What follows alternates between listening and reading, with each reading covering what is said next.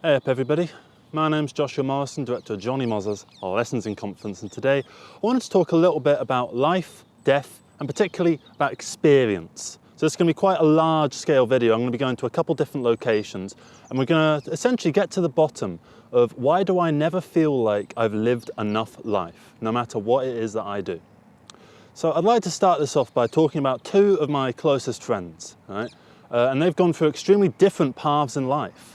One, they studied really hard. They went and did their A-levels and then they went to university and then they worked in a branch of Metro Bank for quite a while and then made their way up to become a manager there.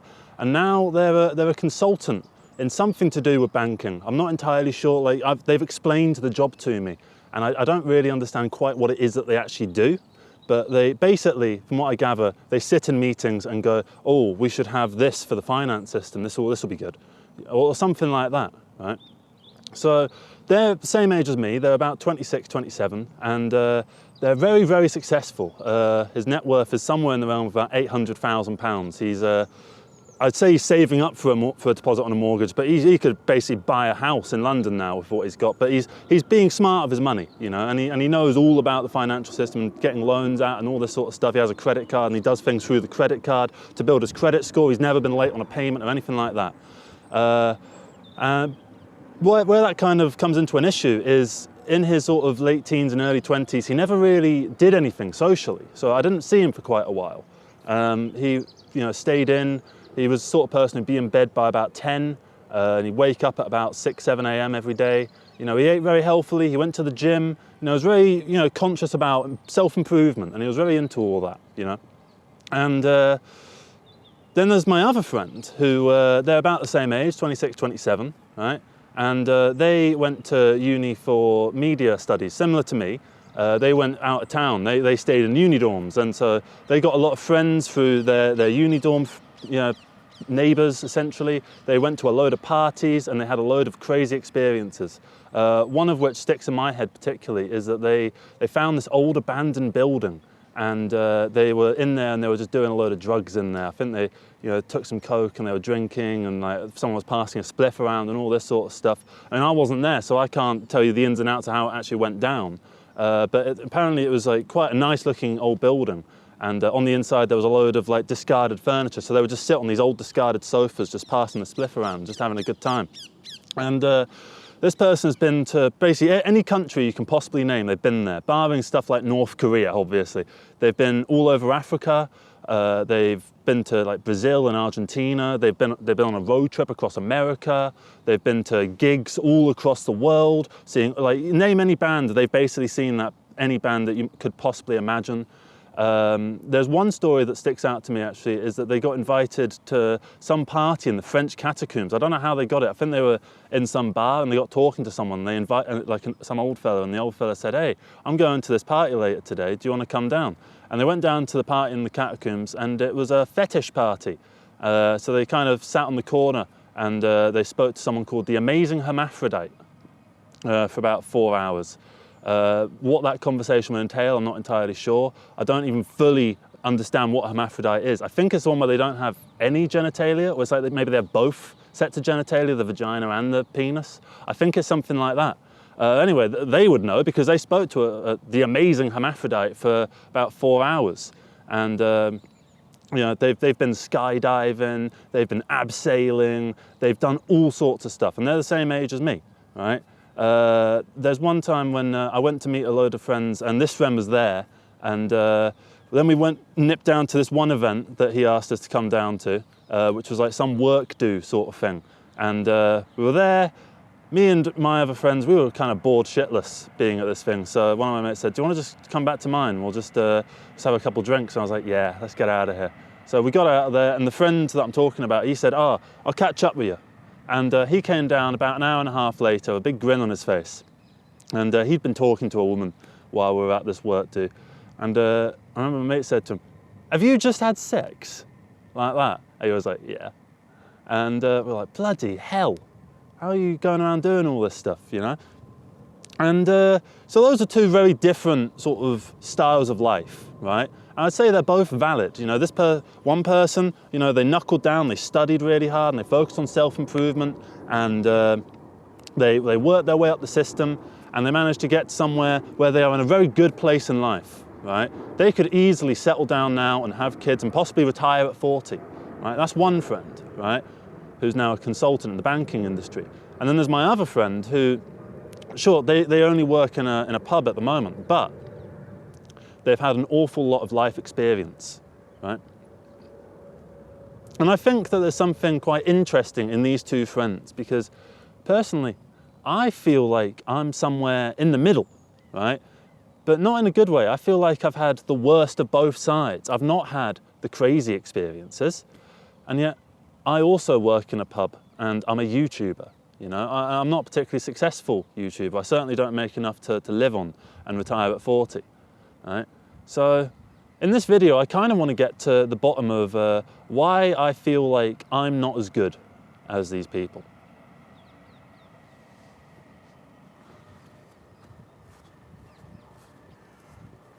So I think it's quite clear at this point that I am jealous of my two friends, right? For very different reasons. And I think if I had, you know, everything that I could possibly ask for, I would have both of their lives. I would have the success from my banking friend and some of the crazy life experiences from my bartender friend. And yet life doesn't work that way, right? And so you have to deal with this internal feeling of competitiveness, right? Because I know that life isn't a competition. I know that I shouldn't be jealous of my friends, and I know that I've got plenty of my own experiences that are worthwhile. However, for some reason, I can't quite get over this hang-up that I've got. And I've been trying to get over it in a myriad of different ways, right? Mainly, I've been trying to focus on self-improvement. I've been going to the gym quite a lot. I've been trying to eat healthier and sleep better. You know, I quit drinking and been trying to quit smoking. I quit caffeine quite recently, actually. I haven't had a cup of coffee for about 3 weeks now. And they say that after 3 weeks, you start to feel this big boost of energy because you no longer need the caffeine. And I haven't quite felt that. I haven't felt a big boost of energy. And that's kind of gotten me a little bit down, right, on myself. And lately, well, for quite a while now, actually, I've had this sort of fear of death, right? Because I think, you know, I'm 26 now, right, which I know is extremely young, right? But in 50 years, I will be 76, right? So I'll be sort of towards the end of my life, right? And, you know, probably in the 10 years up to that, I'll be in my 60s and feeling like, oh God, I'm going to be in my 70s soon. And in my 50s, I'll probably be thinking, oh God, I'm going to be in my 60s soon. And in my 40s, I'll probably be thinking, oh God, I'm going to be in my 50s soon. And so on and so forth, right? I'm already dreading the idea of turning 30, right? And what I feel like is part of the issue is with this fear of death, right? In some of my worst moments in my life, this fear of death has been quite crippling, right? At the absolute worst of it, I was scared to even leave the house for fear of being run over. Because I thought, if I get run over, that's just it. That's the end of this. It's just out like a light. Or worse, I'm out, you know, in writhing pain for a couple of days while I die in a hospital and bleed out, right? So I don't know what to call it, right? This absurd fear of death, right? And I don't quite know how to deal with it either, right? And I think the way that I've decided recently is I just need to live as much as possible. But what does living as much as possible actually entail? Because as we've seen from my two examples, right, they've both lived extremely fulfilling lives, but in extremely different ways. Obviously, my banking friend, they have a lot of experience within the banking sector. They've got an awful lot of anecdotes about, you know, corruption within the banking sector, and they can tell you all sorts of stuff about, oh, this bank branch is doing this dodgy stuff, and this bank branch is doing this dodgy stuff, and oh, the whole system is just completely stupid, right? They've got all of this quite interesting knowledge in their brain that has come from their experience. And with my bartending friend, they have an awful lot of experience with the world. Let's call it street smarts, right? In a myriad of different contexts, right? I mean, when they went to America, they were stuck in Brooklyn for a little bit, or not Brooklyn, Harlem. That's it. That's meant to be the worst one.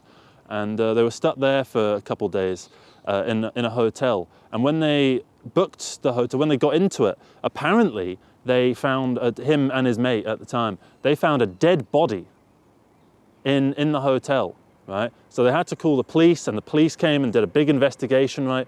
And it just got me thinking, like, imagine being in that situation.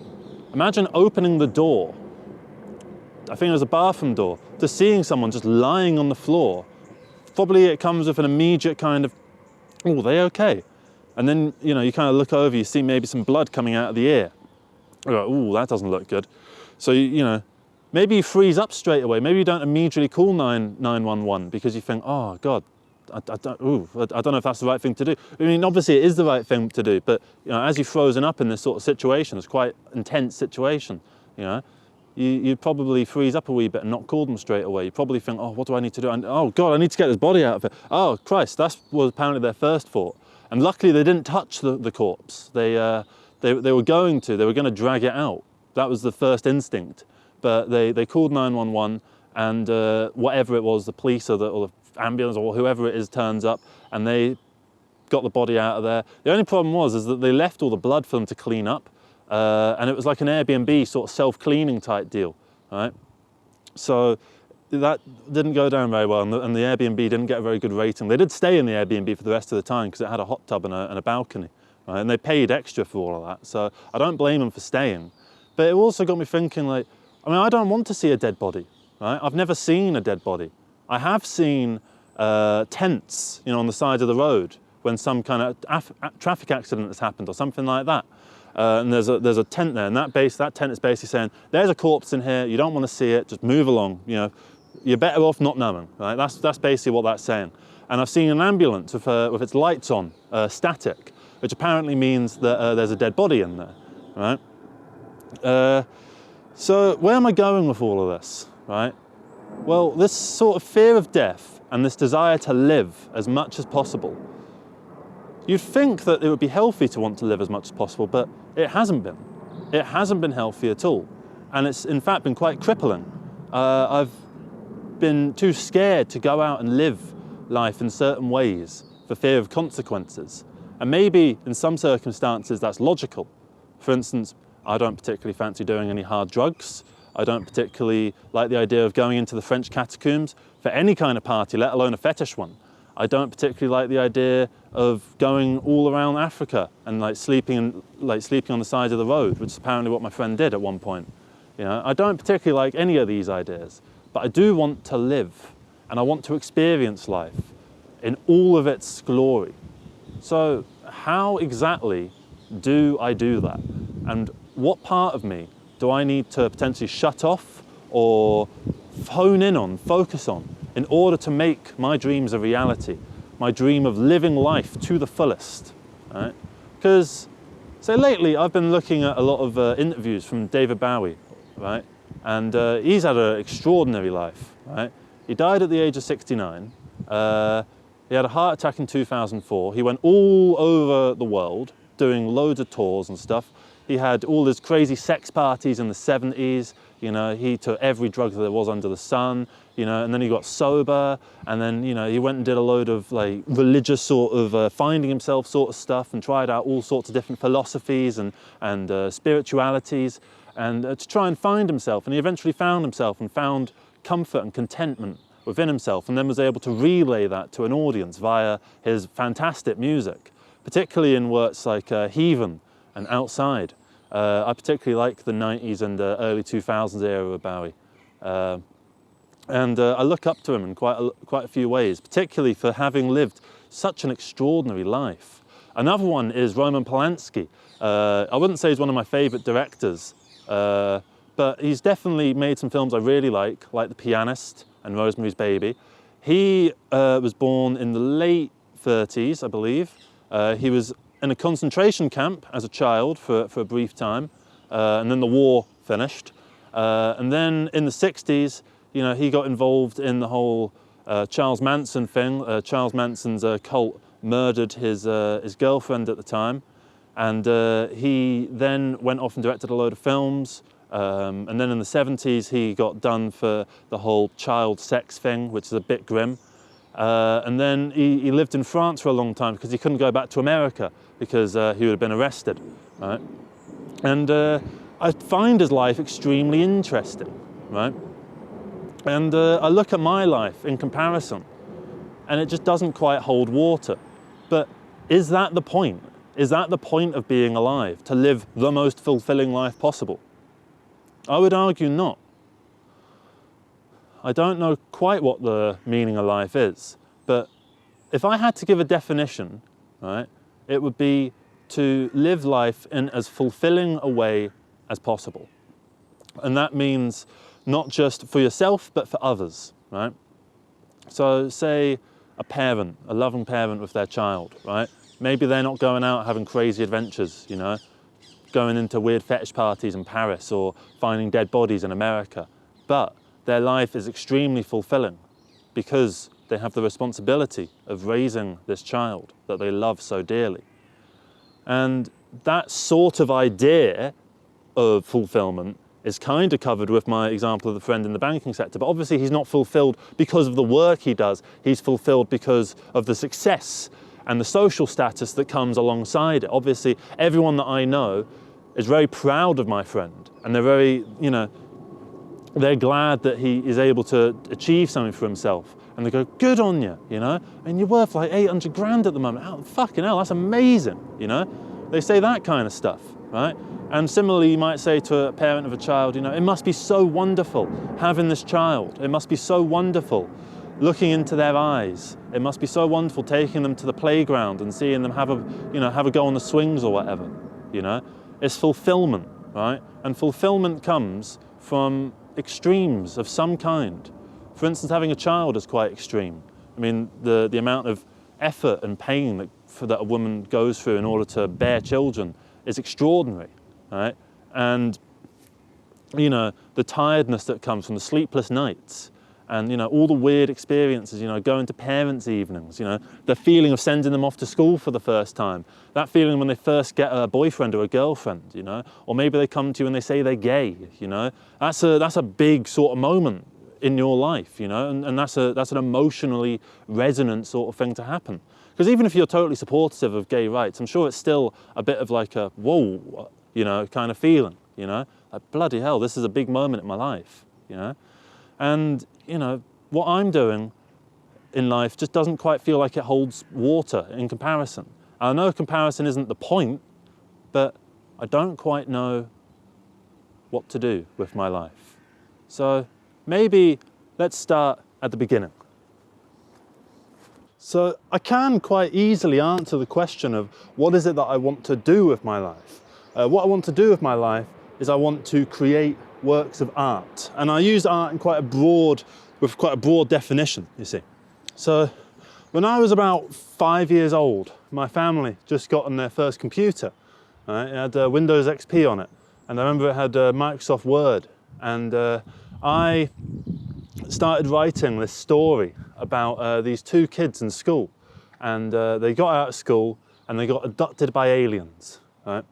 And so they're on the alien spaceship, and the alien spaceship is taking them way out into space. And there's a part where they have to try and squeeze past Jupiter.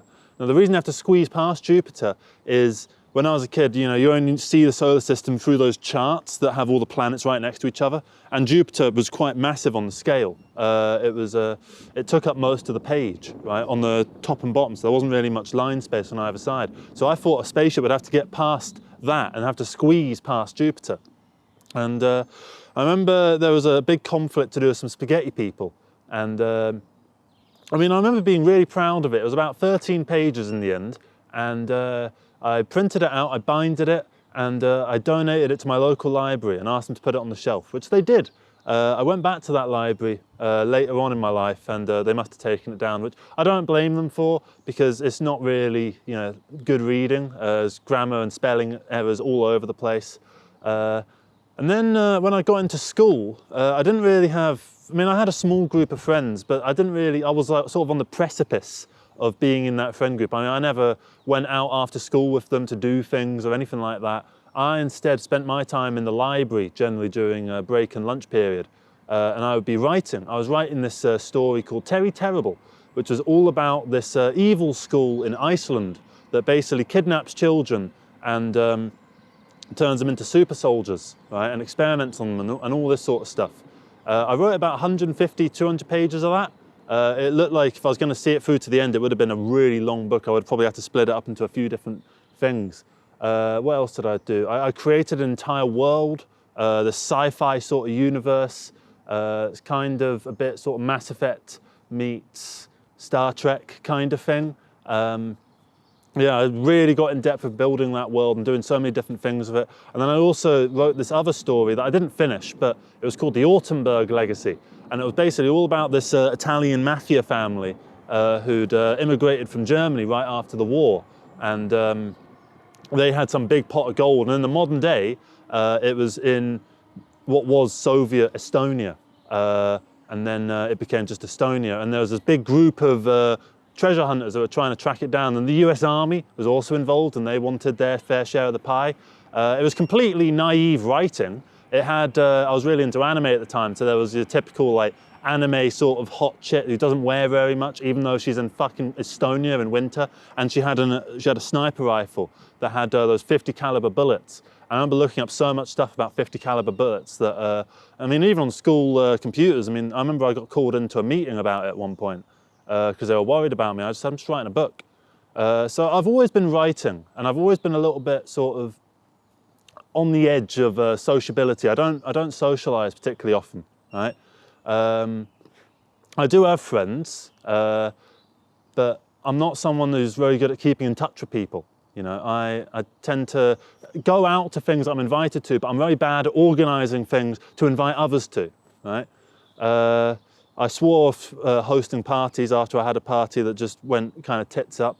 And the reason it went kind of tits up isn't in a fun way, you know, it was so mad, you know, that I couldn't possibly do it again. It was that my girlfriend at the time was just being a pain in the ass the entire time. So, and she was just lying in bed for no fucking reason, saying that she was ill when she clearly wasn't ill. So I basically had to just spend the entire time at my party just sat there looking after her. Pain in the fucking ass, right? And let's see, what else?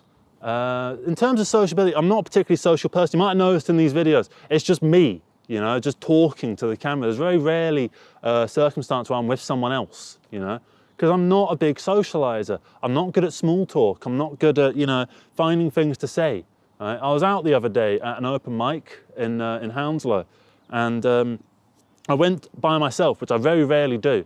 I don't normally go to these things on my own. So what I did is I went in and I had one song that I was planning on playing. I got in and there were a few people that I kind of know, and they invited me over to sit at the table with them. And so I did. And we had a little bit of a, you know, how you doing? Good to see you and all that sort of stuff. How's so-and-so doing? Blah, blah, blah, you know, all that kind of stuff. But after that, I have nothing that I know what to say to people. I'm not very good at all that. Lately I've started trying to say, do you believe in an objective reality? Which tends to get a bit of a conversation going. But once you've talked about the entire nature of reality and binaries, it's kind of hard to, you know, find more to talk about, you know, talk about the new David Beckham situation with his son, you know, or whatever, you know. The problem is, I find with my life, is that everything's always been a little bit sort of insular, you know. There are people around me, but I tend to be quite sort of isolating with myself. I tend to embark on adventures that generally revolve around just me being on my own, you know. I mean, say going to the party in the catacombs, right? I wouldn't want to do that, right? Even if it wasn't a fetish party, say it was just a normal party. I'd probably go, I'd probably sit in the corner with a drink for 4 hours, bored out my tits, trying not to look at my phone too often. Probably wouldn't be able to look at my phone because it's underground, isn't it?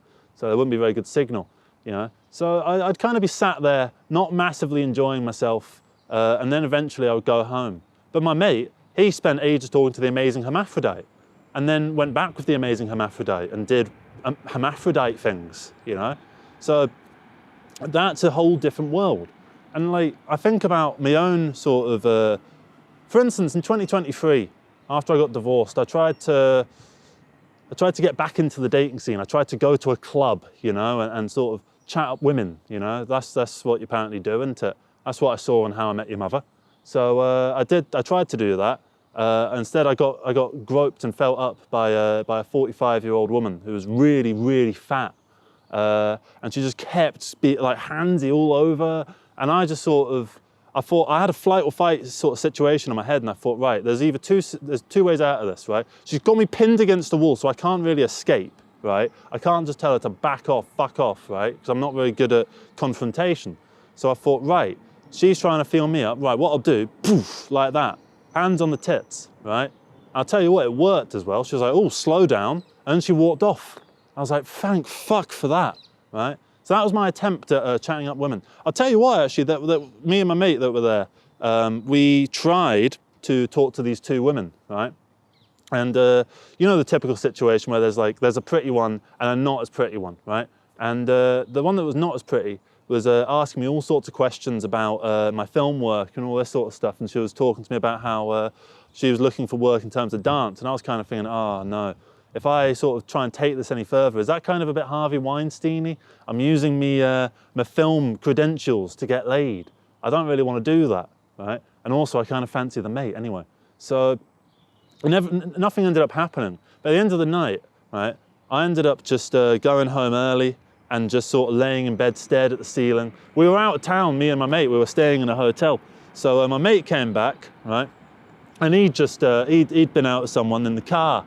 So he'd had a bit of fun in the car, and he came back in, he was like, you realise that woman was like all over you, you could have had her. And I was like, well, yeah, but I didn't really, and I explained the whole Harvey Weinstein thing to him, and he was like, yeah, I guess.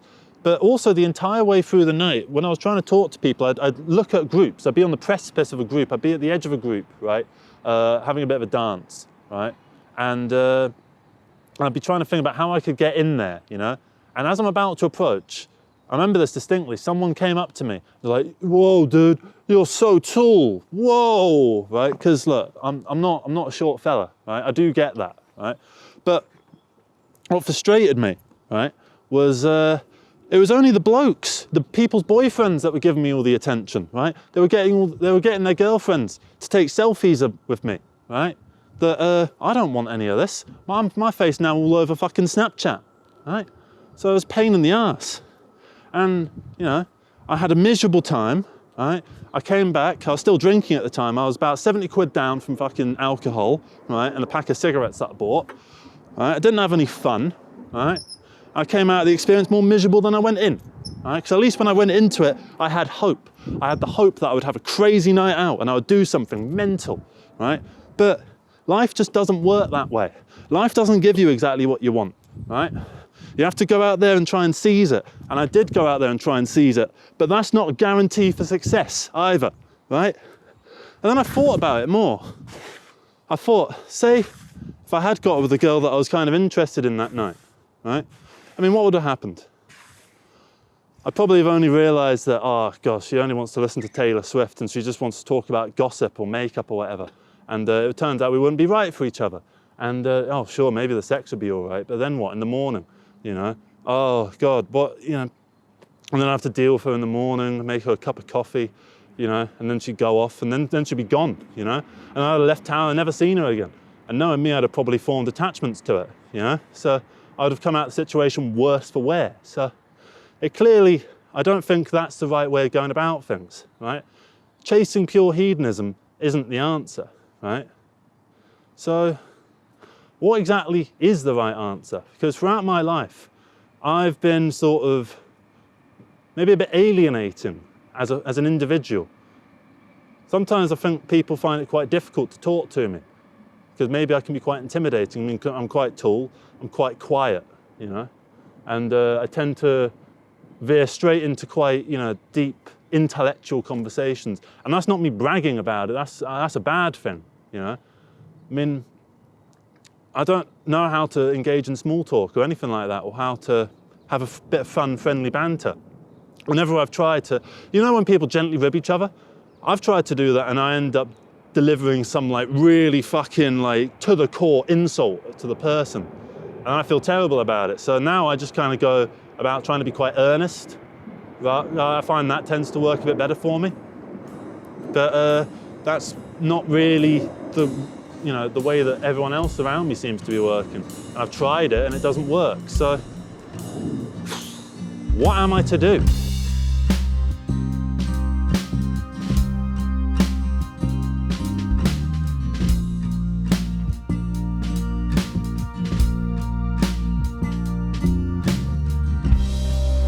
I know that I'm a creative person. I know that I quite enjoy my own company. I'm quite insular in that sort of way. I know that I'm not a particularly social person, and I know that I like the outdoors and I like going on little adventures, right? But all of this still doesn't quite feel like it's enough in order to live a fulfilling life for the next sort of 50, 60 years, right? Particularly, it doesn't feel like a good use of my youth, right? For instance, my two friends, right? The one who's now a banker, consultant, they've lived a very, very fulfilling life, and they've used their youth and the energy that comes from their youth in a very, very fulfilling way, financially and economically. And then my other friend, who has led all these crazy experiences, they've used the energy from their youth to live life to the fullest in that sort of way, right? And then there's me kind of living in the middle a little bit. You know, it's not that I've had zero experiences at all, right? I mean, maybe say with drugs, for instance. I mean, my one friend who's a banker, they've never even touched a bit of weed, right? They've never smoked a cigarette, right? They've had a couple drinks at work do every once in a while, you know, but apart from that, they don't drink, right? I used to be an alcoholic, or I suppose I technically still am an alcoholic. Used to drink like 9, 10 cans of San Miguel a night. And then I used to go out drinking like with friends or whatever. I would pre-drink on my own, or I'd have a couple cans when I got back. You know, I used to smoke quite a lot of weed, and I've taken LSD a couple times, and I took MDMA once. And that one time is quite interesting, right? I was in a group of friends' houses that I don't see these friends anymore, and I took MDMA, and we put on Dark Sides of the Moon, which apparently isn't the sort of drug that you're meant to do with sort of trippy kind of music in that sort of way. It's meant to be a party drug. It's meant to get you pumping full of energy, but it didn't. It really knocked my fucking socks off, and I felt like catatonic like that. Whoa, proper out of it, proper phasing, right? And I remember I went to bed, and I woke up with a sense of death, right?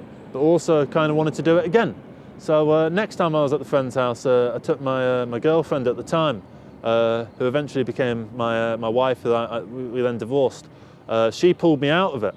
She gave me an ultimatum. She was like, because they were passing around MDMA, and I was like, yeah, go on then. And she said to me, right, you've got a choice. You can either take that, or you can have me, right? Because I'm leaving. And that's what she said. And she got up and she walked and she stormed off. And I was there for about maybe 10 seconds, trying to think what I should do. And I put the drug down, and I followed her. And I said, oh, no, I'm not going to do it. I'm not going to do it. I'm not going to do it. You know, and I apologized a million times. And in the moment, that felt like the right and responsible decision, right? It felt like the correct thing to do. Certainly the sort of thing that your parents would approve of, right? But in retrospective years, seeing the consequences from those actions makes me wonder if I did, in fact, make the right choice, right? Because say if I had taken that drug, the relationship would have ended, right? I'd have never gotten married, right? That would have been like 4 years of hell that I could have avoided, right? I certainly wouldn't have spent my early 20s trying to play husband and trying to pretend that I was more responsible than I really was, right? I wouldn't have spent my early 20s worrying so much about everything, because it would have just been me, you know, to live a single life, you know, where I would have had the energy and the willpower to go off and do crazy things, like, you know, go to these weird parties in the catacombs, or go on mad houseboat fucking parties, or to go abseiling, or whatever, you know. I would have been able to do all of that, and I realised quite recently is that I still can do all of that. Because say when I got divorced, at first I thought, oh God, it's fantastic, I can do all the things that I wanted to do for all those years. And soon afterwards I realised all I wanted was stuff that I could already have done, right? So I didn't want these crazy experiences. You know, I look at that friend of mine that has been all over the world, that's been to all these crazy parties, that's done every drug under the sun, right? And I think, you know, every drug under the sun involves heroin. It involves cocaine. It involves methamphetamine or whatever the British version is, crack, you know. It involves, you know, bath salts or whatever. It involves things that I don't want to go anywhere near, that I consider quite degenerate, and that I wouldn't want to have any part of, right? And I certainly wouldn't want to be involved with people that were doing that sort of stuff on the regular, right?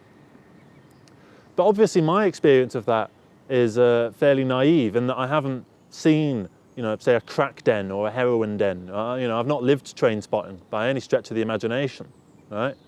So I find it quite, I don't know, enthralling as a concept. However, I do understand that in reality, I would fucking hate it, right? And there's a reason that people in these situations are so miserable and are so wrought with mental health problems, right?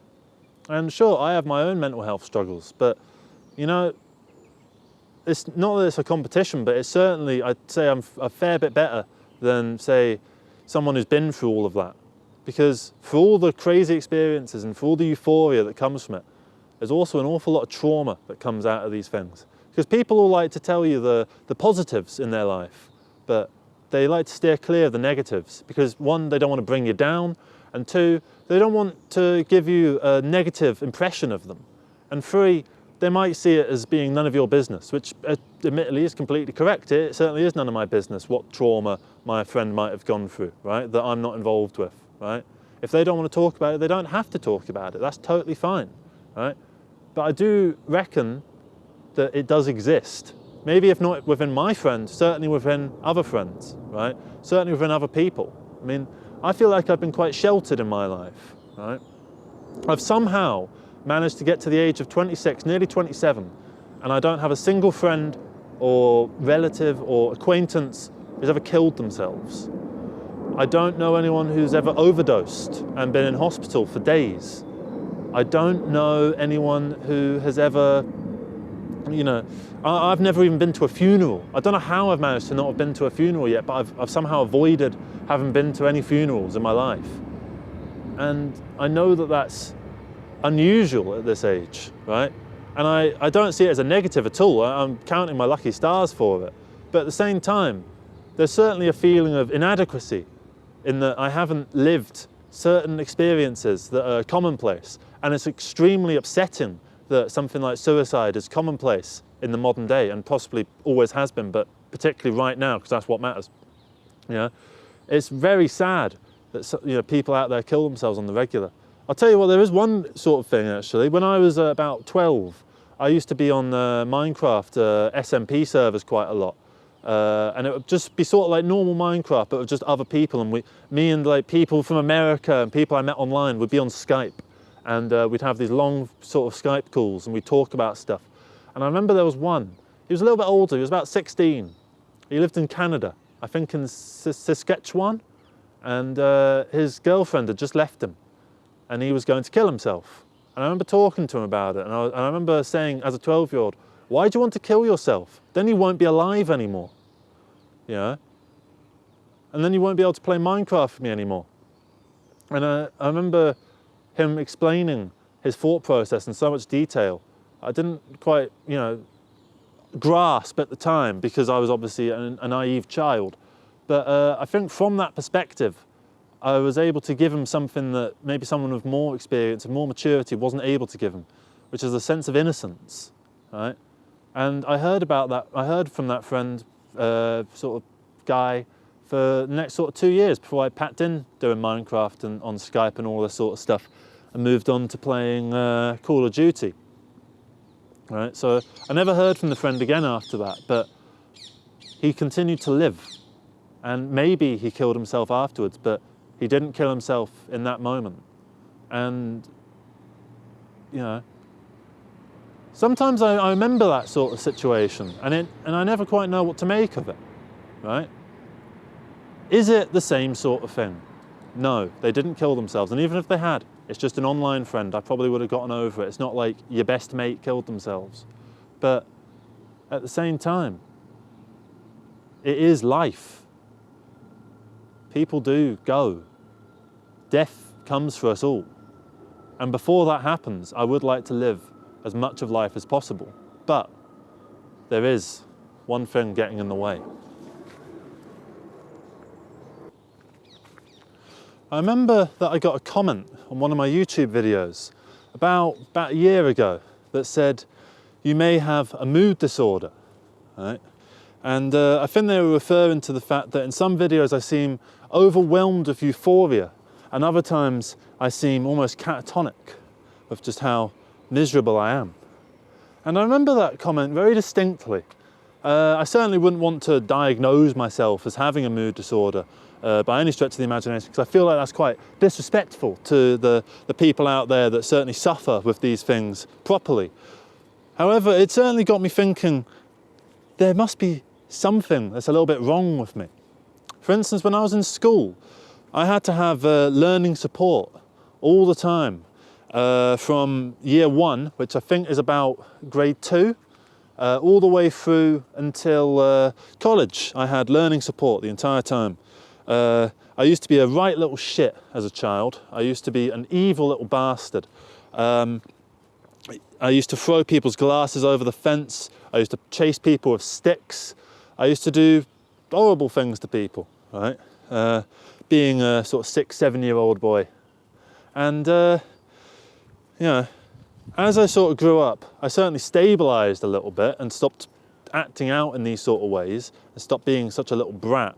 But, I mean, the learning support was always still there, and so I always felt this kind of isolation from other people. I couldn't quite be, you know, one of the gang because I had this bloody learning support next to me all the time. And as I sort of entered my adulthood, you know, I've been creating art my entire life, been writing books, and I've been trying to make films and stuff with my dad's camcorder, all sorts of different stuff like that, right? And eventually it all started to turn inwards, my art. It started to focus on mental health issues, and yet I didn't have any mental health issues, at least on paper. I'm not diagnosed as depressed, I'm not diagnosed as having a mood disorder, I'm not diagnosed as having you know, bipolar or anxiety or anything like that. And yeah, I always feel like I'm different somehow, and I don't mean that in a you know, egotistical way. I certainly don't think that I'm better than other people, but I do feel like I'm different. Maybe because I'm the only person that lives in my head, right? I'm the only person that can sit there and know what I'm thinking, that knows what happens at the beginning of the day and the end of the day, right?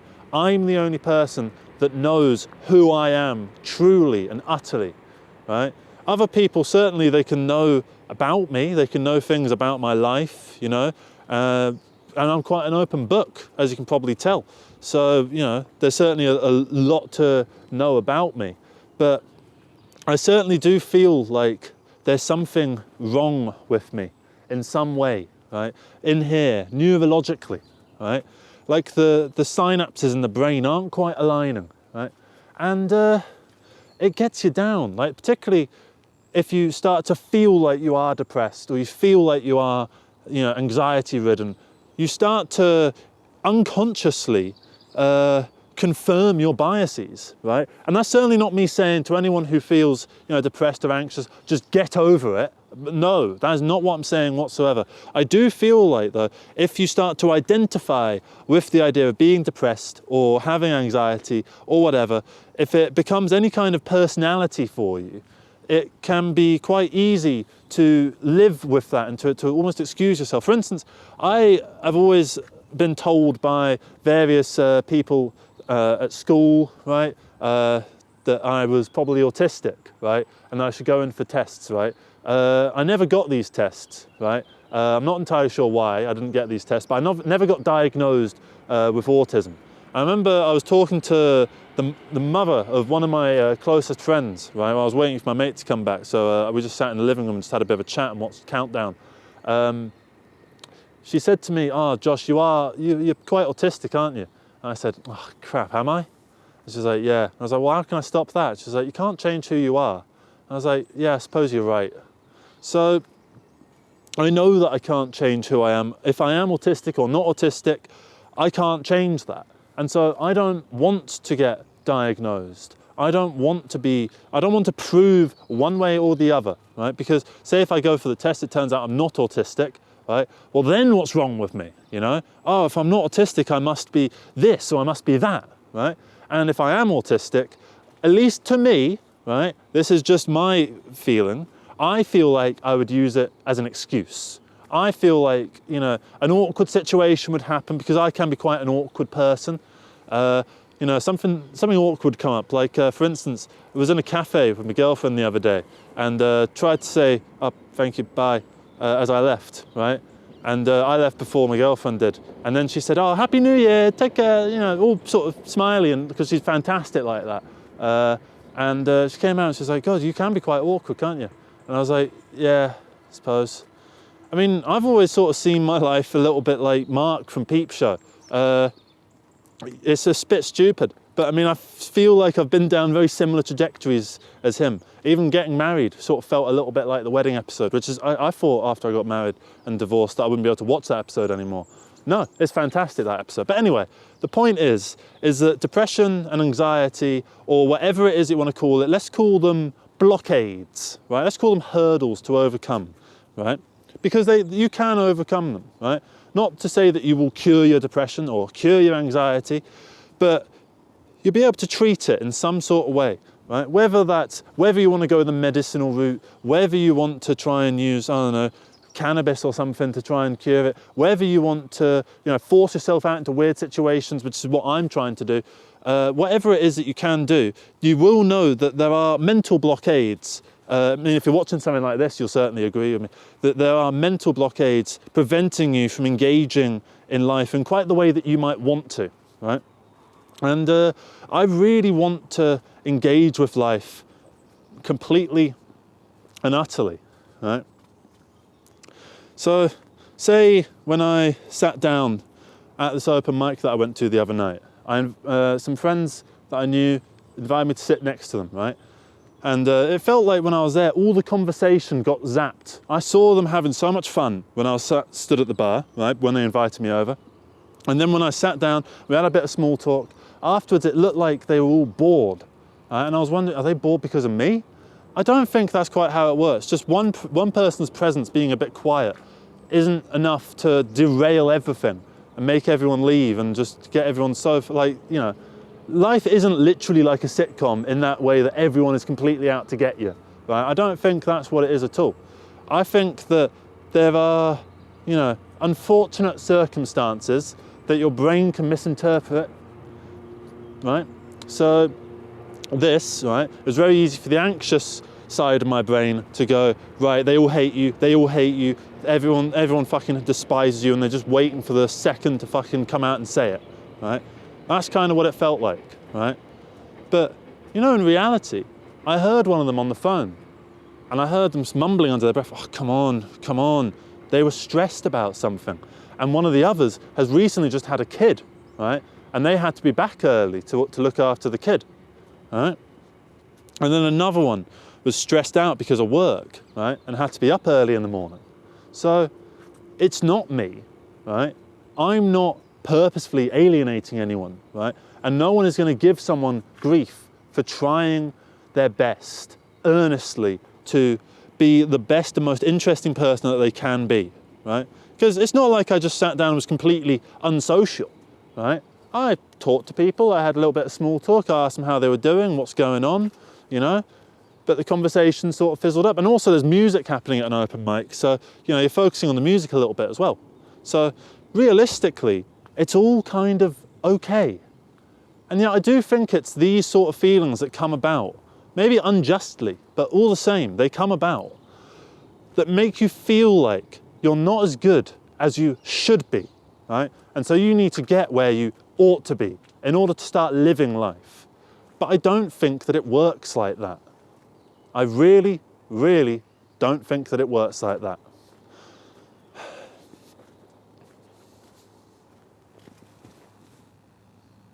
So I need some kind of game plan in order to be able to be as good as I could possibly be, to be not just as productive as I could possibly be, but also as interesting as I could possibly be, right?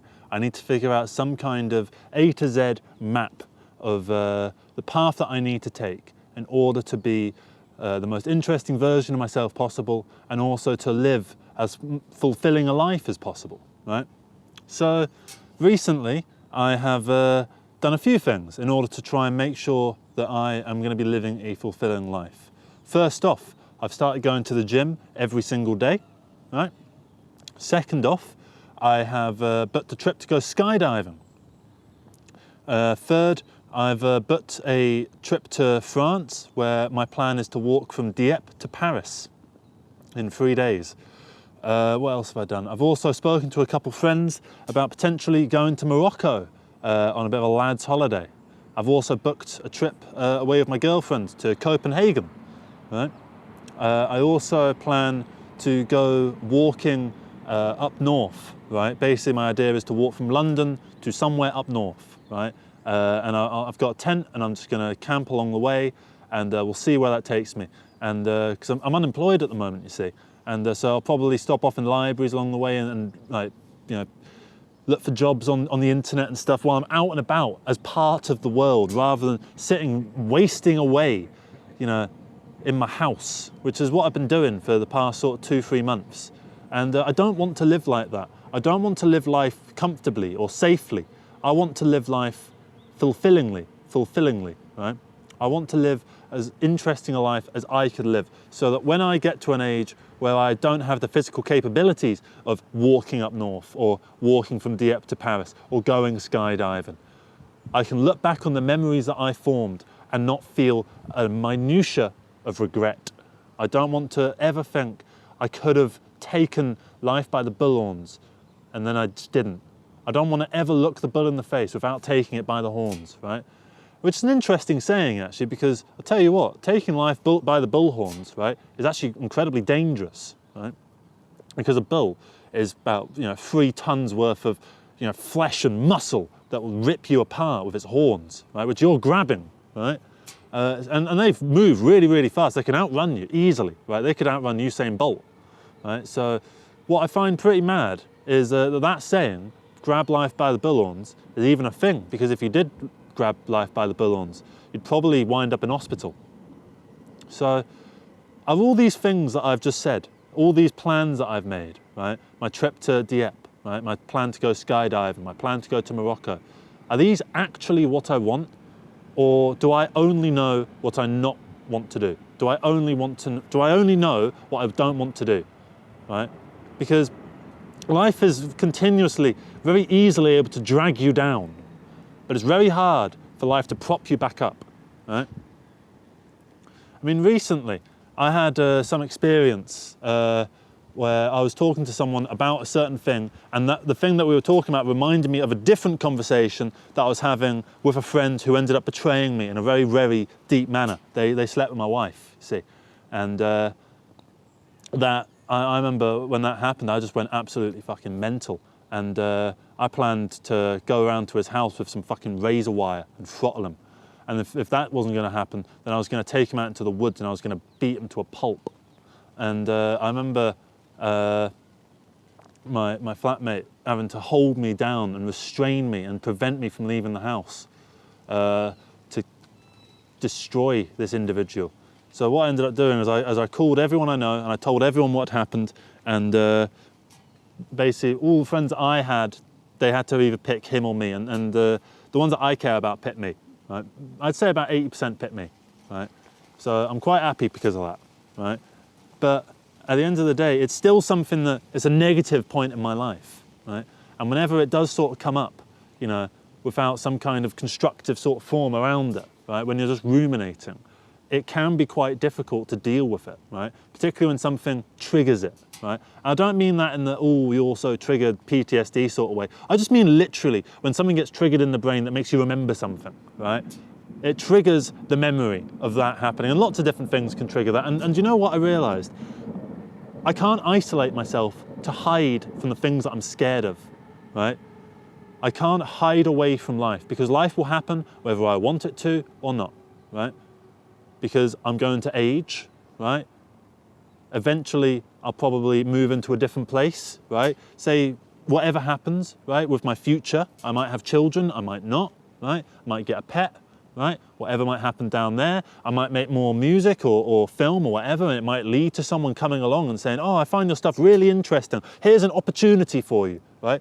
For instance, something like that did happen last year when I was making all these Johnny Mozza videos, right? And someone that I bumped into in Camden Town when I was out doing some filming with my mate Benja came up to me and he said, "You're Johnny Mozza, right?" And I was like, yeah, I am. And he said, "Oh, brilliant. I've got some time in Abbey Road. I'm a student there. I can get you into Abbey Road." I was like, "Oh, hell yeah. I mean, if we can do some recording then." And for the next sort of 4 or 5 months, I was going down to Abbey Road like once a week or twice a week, recording stuff, right? And even, we didn't get a vast amount of music out of it, but the memories that I have from that place, smoking a cigarette in the little sort of alleyway down the side while we're being photographed by Chinese tourists all over the place, you know, who probably think that we're like, you know, out of suede or something. You know, it's a fantastic feeling because, you know, you purposely dress up a little bit sort of provocative, wouldn't you? You know, you put on some fancy pants, you know, put on a nice sort of shirt, you know, I wouldn't be dressed like this, you know. I try to put some effort into it, not trying too hard to look like a rock star, but, you know, I want to look a bit cool, you know, because it's an interesting sort of thing that's happening in my life, you know, recording in Abbey Road, you know. And that's maybe it, isn't it? I've recorded at Abbey Road. Neither my successful banker friend nor my crazy going around the world friend has ever done that, right? I went to a place called Warren Farm when I was younger, and with a few mates we got very drunk at a party, and then we went down to Warren Farm at about 1 in the morning, and we snuck into the gymnasium. It's a load of old abandoned buildings from an old abandoned sports centre, and there's a gymnasium in there that hasn't been touched in about 30 years, and it's dilapidated and it's falling apart, right? And a lot of the windows are already broken, but some of them aren't broken yet. So we just grabbed bricks and we just threw them at windows and just listened to the crash of the glass, you know, and it all fall into the floor in a pile of dust, you know, and the satisfaction and euphoria that came from that moment. Or maybe when I went to meet my childhood friend who was studying in Winchester at the time, and I stayed in a dorm with him, and we stayed up until 8 in the morning drinking vodka and listening to Little Peep. And then we looked for a place to go. So we found a hill that was about 6 miles away. And we walked out of Winchester down a long country road to get to this hill that had this beautiful, vast, expansive view. And I remember we sat up there, we smoked a joint, and we had the rest of the vodka, and we just talked shit for a couple hours while we watched the sunrise. And then we picked up a couple big sticks and we had a sword fight. And then we walked back and we stopped off at McDonald's, and I'm not a particularly big fan of McDonald's, right? But I remember seeing it and being like, oh, it's heaven on earth. I need food in me, you know? And all of those sort of experiences. And they were all really fantastic, and that's just a small sample of some of the anecdotes that I could convey to you, right? I mean, I've gotten married, for God's sake. That's pretty interesting, you know? I could tell you, for instance, that when I was getting married, right, what happens is you and the bride, go, if you're the groom, both of you go into the room, right, that you're going to get married in, the venue, and you have a chat with someone who does legal stuff, right? And he explains to you all the procedure and all this sort of stuff. He says, this is going to happen, and this is going to happen, and you're going to say your vows, blah, blah, blah, blah, right? I remember he said, what's your middle name? And my wife said, I don't have a middle name. And he said, this is the perfect opportunity for you to make one up if you want to, because whilst it's technically perjury for you to make up a name, it's also perjury for them to check this documentation in order to find out if you're in fact lying about not having a middle name or making up your middle name. So if you want to do that now, you can, is what he said. And he talked a lot like Mark Zuckerberg from The Social Network, that sort of interpretation of him. So it was really interesting that, you know, even if I regret the marriage, and maybe even most of the relationship, you know, still it's interesting that that sort of thing happened. I know, for instance, how the divorce procedure works. I know that you don't really have to go to court, at least in this country. There's a load of court hearings that happen in Birmingham, but you don't actually have to attend them, right? Stuff just happens without you, right? And then you get a letter, or no, not a letter, an email. You get a fucking email, not a proper letter. You get an email that says, your wife has initiated a divorce, right? And then you have to go through sorting out a load of paperwork. And then, I'll tell you what, is if you're getting married, right, if you're getting divorced, sorry, just a divorce on its own in the UK isn't good enough. You need to get something called a clean break order, also known as a consent form. And this cost me like 450 quid getting this sorted out for solicitors and stuff. And the amount of mail that I had to send back and forth and printing off at the library, going back and forth. I had to reach out to my ex-wife and ask her to provide the details of all her current earnings and income and assets and everything, right? It was fucking miserable. And then sitting there waiting for the letters to come back, you know, hoping that she's actually going to go along with this, because otherwise I'm 450 quid out of pocket for nothing. She could have easily just turned around and made that a complete waste of time, but she didn't. And it actually went through. And I remember the euphoria that I felt on September the 26th, 2024, when I was finally let free, when I got an email from my solicitor that said, the clean break form is now active, you have nothing left that you need to do. You can relax, have a good rest of your life. It said it a bit more formally than that. But I remember I was at a networking event for media, right, in Liverpool Street. And I remember getting that email and it just filling me full of confidence, and it was possibly the best session of networking that I ever had. And I met two fantastic people in Shivani and Hadid, right?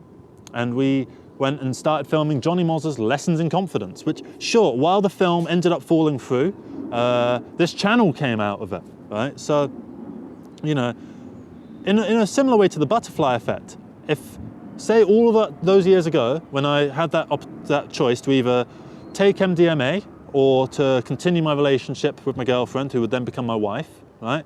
If I had gone the other way, I would have never gotten married, I would have never gotten divorced, I would have never had the clean break order, I would have never been at that networking event, I would have never met Hadid, I would have never started Johnny Moz's Lessons in Confidence, I would have never started this YouTube channel, which means that all the people that have gotten something out of these videos would never have gotten that experience. They would have had to get it from somewhere else, right? People have emailed me to say that I've saved their life, right? That they were contemplating suicide and that my videos helped them to change their mind, right? And so all those years ago, when I didn't take MDMA that time, in a non-linear, indirect manner, that has led to someone's life being saved. And the butterfly effect will continue with that person and their life as they go off into the future to have children or to find a new job or to save someone else's life, right?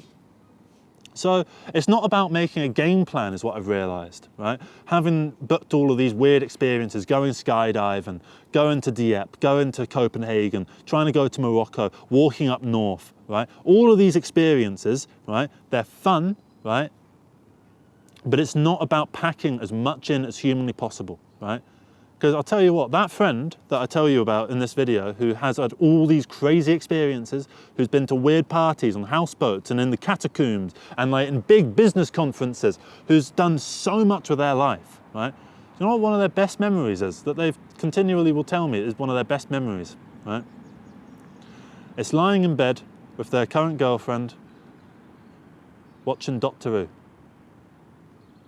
And I'll sit there with a glass of wine, right? They might order a pizza or Chinese, right? And I'll just sit there and watch Doctor Who. They're on the Matt Smith era at the moment, right? But they started from series 1. They've been doing it for, I don't know, 3-4 months now. And that's one of their best memories.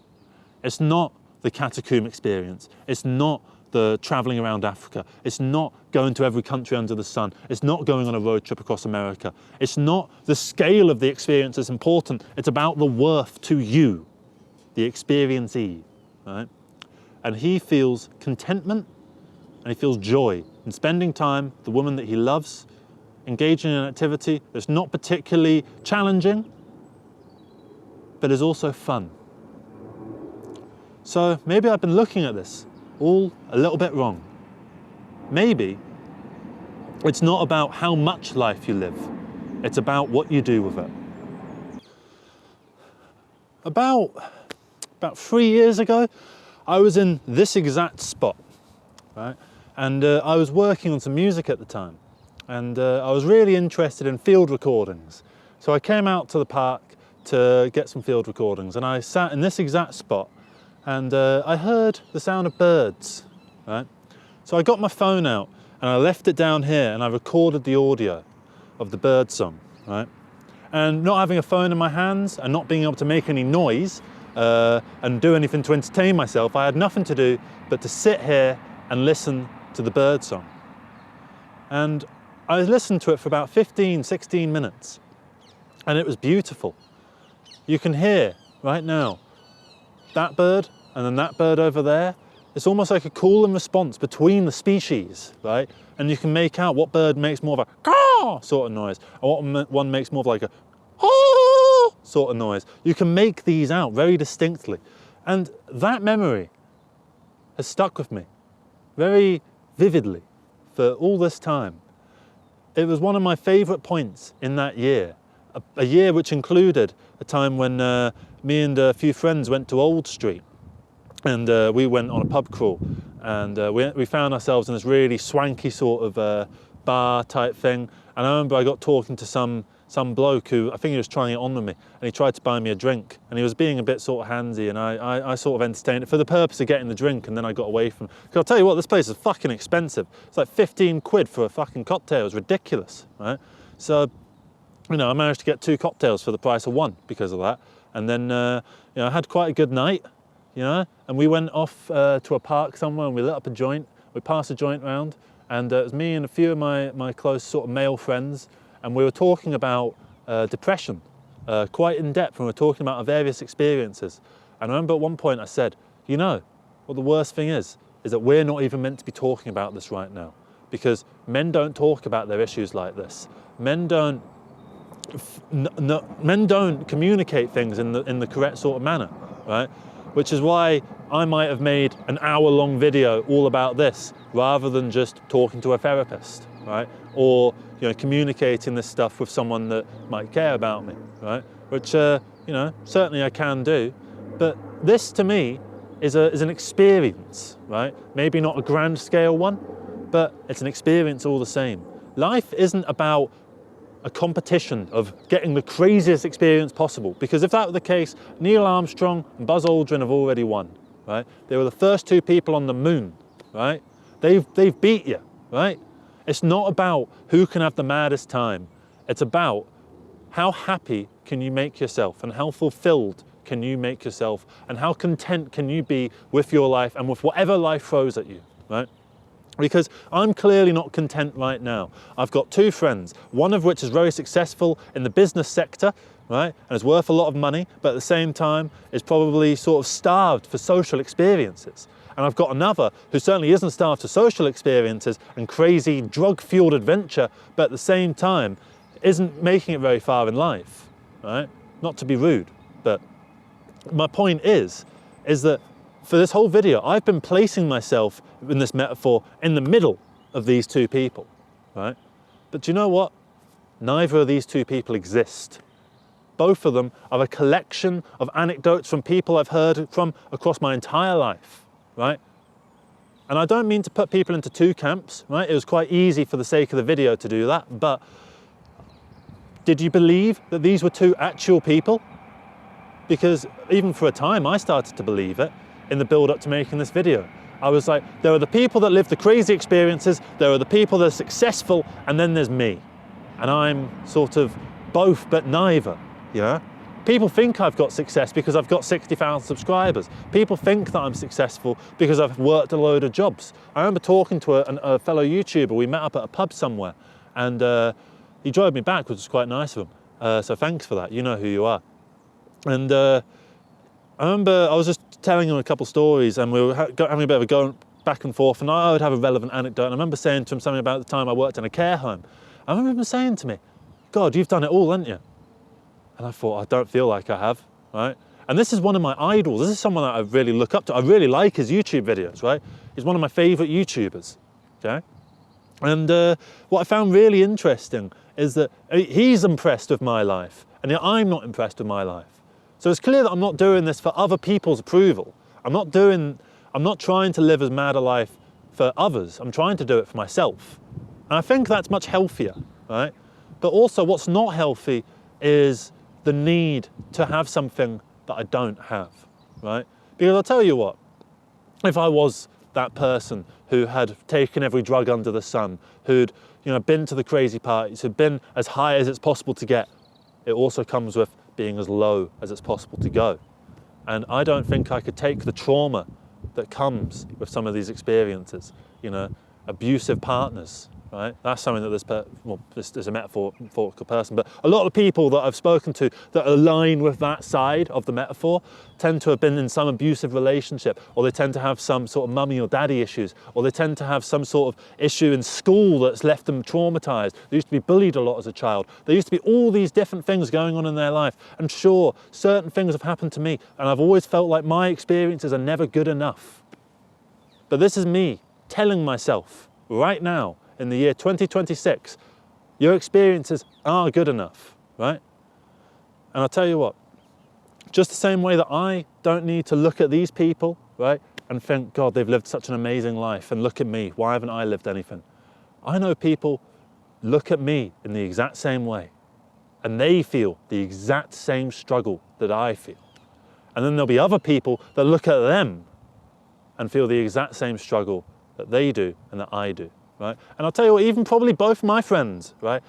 Obviously they're metaphorical now, but the point is, people like that will also feel inadequacy. They'll also feel hardship. They'll also feel misery and sadness and contempt for those around them that have caused them harm and grief, right?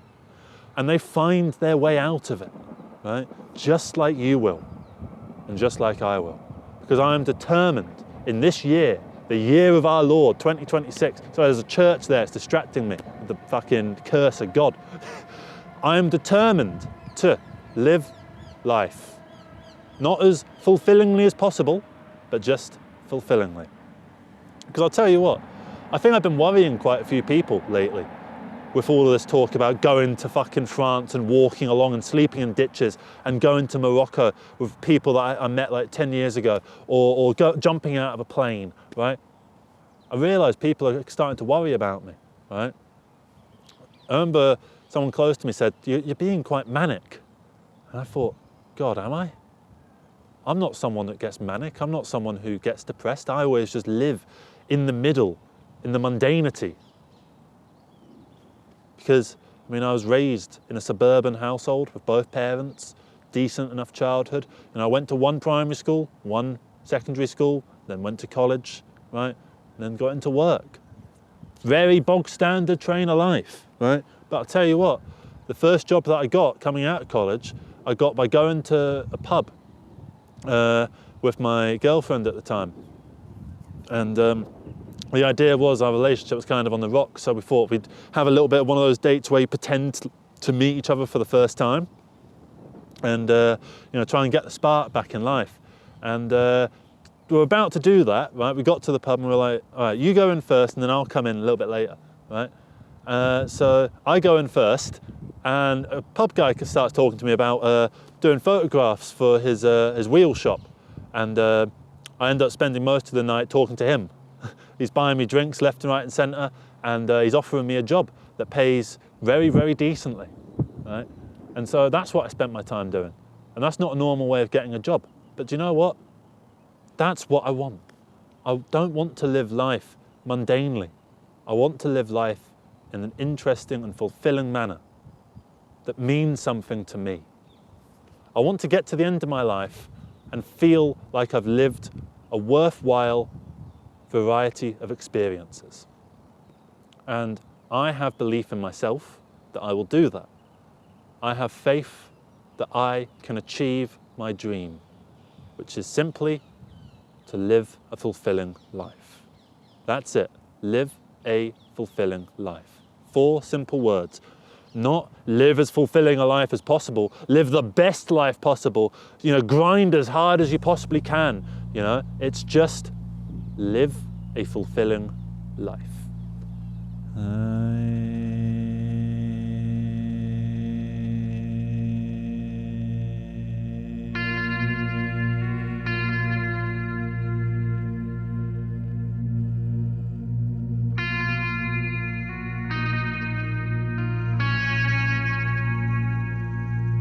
So, that's it from me. Thank you very much for watching this video, everybody. Hope you managed to get something out of it. Hope you enjoyed it. And I hope you're able to relate to my experience. And I'd love to hear your thoughts in the comment section below, because I'd like to get a bit of a dialogue going about what I'm talking about here, which is a feeling of inadequacy in life. And well, I think it's a very important subject, particularly in the 21st century, particularly post-COVID, because I've noticed a lot of people seem to be less willing to go out since COVID happened. People are less willing to do crazy things. For instance, most of those people that made up the metaphor of the crazy experience friend have kind of more or less stopped and more or less settled down since COVID begun and you know, impacted our world, right? And you know, particularly younger people than I, that are maybe, you know, just entering their early 20s now, you know, won't have had time to exist in a pre-COVID world as an adult, which I think is a deep, deep shame, because I'll tell you what, it was such like a before and after, so clear just the impact that the pandemic had on all of us, right? In terms of people being willing to go out and enjoy life, right? Even though, I'm not even talking about, you know, necessarily taking the pandemic completely seriously, right? It's just what happened to everyone. It was like this malaise set in over everybody, right?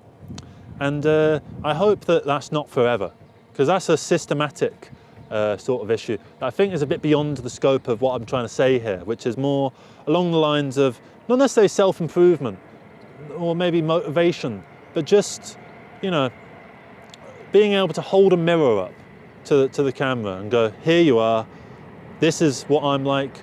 I hope you see something similar to me in you. Actually, I hope you don't. I hope you don't have to deal with any of this. But I suppose if you've gotten this far into the video, you probably do. So yeah, leave your comments below about anything to do with this subject. I'm very interested to hear your thoughts. I'm sorry, by the way, that it's been a few weeks since I posted a video. I've decided I want to start making more videos along this sort of trajectory. This was actually one that I've kind of cobbled together quite quickly, because the main project that I'm working on is actually taking a bit too long. It's a scripted thing with a lot more of this sort of back and forth sort of different angles and all that sort of stuff, getting right to the heart of a topic, right? And in that one, there's also some set pieces and stuff like that, which I'm going to have to set up proper days of filming for. It's all quite interesting. It should be about similar length to this video, about an hour-ish. And that's kind of the direction that I'd like to be going in the future. I'm really looking forward to it, but as I said, it's taking a long time, so I thought I would put this together in the meanwhile, because look, I'm sorry I've not been around particularly often. I think I just burnt myself out with doing what I was doing before, and I'm enjoying this new way of doing things, even though it's not completely dissimilar to what I was doing before. You know, it's the same sort of talking style, it's the same general sort of landscapes, but it's putting things together in a slightly different format, a little bit more structured, and I enjoyed it, you know. It's a good time. I feel like the dawn of a new era coming upon me, and that's part of why I wanted to make this video on this topic. It's something that I wanted to talk about for a while and have covered definitely in other videos, but certainly not to this sort of extent. And to anyone who might notice something about themselves in either of the two metaphors, bear in mind I have drawn from people in my real life to make those two characters. So you know, if you noticed anything within yourself, don't think that I'm just drawing from you. I've drawn from a lot of different things, right? So if you were thinking, hang on, I never did a fetish party in the catacombs, that doesn't sound anything like me. Don't worry, that was someone else, right? And likewise, if you think, I don't work in the banking sector, right? Don't worry, it's someone else, right? Because you know what? It's not literally as easy as two polar opposites. One is like this, one is like that. Life and humanity is a broad spectrum of everyone being somewhere along that spectrum. Some are nearer to this end, some are nearer to this end. Some live crazy experiences, some have been to 139 countries, some have only been to one, right? There's no correct way of living life. However, there is a fulfilling way of living life for you, right? And that's what I wanted to try and get at with the message of this video. So yeah, thank you very much for watching this video, everybody. It's a bit of a call to action. I'm not going to tell you to subscribe or anything like that. Don't bother. I've got enough subscribers. If you live in the London area and are a musician, particularly if you have a rehearsal space of some kind, please get in touch with me at officialmorrisonfilms@gmail.com, because I would really like to start up a project that I started last year called the Email Band. I've got a few songs together that I want to sort of take somewhere, and I also want to collaborate with other people, and I also want to meet new people, particularly people that I would be able to have these kinds of conversations with. Because, you know, even though I said I'm not a particularly social creature, I definitely can have, you know, enjoyment in the company of others. I don't think I'm an introvert. I just know that I'm definitely not wholly extroverted either. I'm somewhere in the middle, right? Which is fine. Everyone's somewhere in the middle at some, you know, sort of part of the spectrum. So, yeah, if you live in the London area, let me know. Even if you don't, still let me know anyway. Would particularly like to hear from you if you live in the London area though. That's London, Britain, not London, Canada. Yeah, I don't know why they decided to copy the namesake, because apparently the London, Canada's kind of not nearly as good. I'm not gonna say fucking awful, even though that's what I wanted to say, because I don't want to slag them off, right? It's the same way I slagged off Detroit in a video one time, and I got a few people complaining about that, and they said, don't do that. There was another time, oh sorry, it wasn't Detroit, it was Nairobi. No, not Nairobi, it was Angola, that was it. I slagged off Angola, just saying I wouldn't want to live there, right? And I had a load of people sort of say, no, you're being a bit harsh on it. And it's like, I realised you can only really, you know, insult the places that are close to you, that you already have familiarity with, right? That's kind of part of why I want to go to France actually and do this walk, is that, you know, I always hear from people in England that French people are so rude to English, but I've been to France before and I haven't quite felt that. But maybe it's the situations that I was in the time, because I was with some people that already were in the community. So maybe I was getting the insider treatment. I'm curious to see what it's like on my own, see if French people really are as rude as the stereotype suggests, or if the stereotype is completely wrong. I personally believe and theorise that it's going to be completely wrong, and that French people will be lovely, right? But time will tell, because whatever happens, one way or the other, I'll get a story out of it. And I'll get an experience out of it. And that's the key, right? Because I made a video about, I don't know, a year ago called Life is a Collection of Anecdotes. And recently I've revisited that concept and I've realised I was wrong. Life isn't a collection of anecdotes. It's a collection of experiences. Because an anecdote is a story that you relay to someone else for their benefit, or maybe for your own ego, to feel good telling a story. But an experience, well, that's only for you. Not your ego, not your desire to be seen by others, just for you. So, yeah. Thank you very much for watching this video, everybody. Take care. Bye-bye.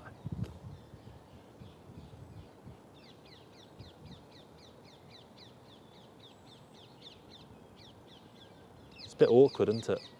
It's just these two things either side. You don't have to click on them. You can, I mean, there's random shit on the side, isn't there? You can click on some of that if you want. I'll tell you what's quite good. I've been watching Malcolm in the Middle a lot lately. Watch that.